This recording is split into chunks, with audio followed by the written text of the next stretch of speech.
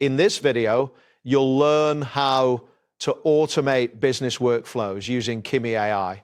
By following these steps, you will be able to streamline your processes. Begin by navigating to the Kimi AI website. Ensure that you have a stable internet connection to avoid interruptions.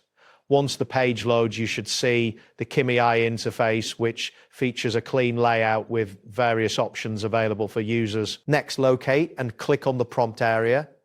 This section is typically positioned prominently on the main interface, allowing for easy access. Once you click on it, a text input field will become active, ready for your command. Type in the phrase "automate business workflows for marketing" into the input field. Ensure that you enter the text accurately to receive the best results from Kimi AI. After typing, visually confirm your input to avoid any mistakes. After you finish typing, press the Enter key on your keyboard.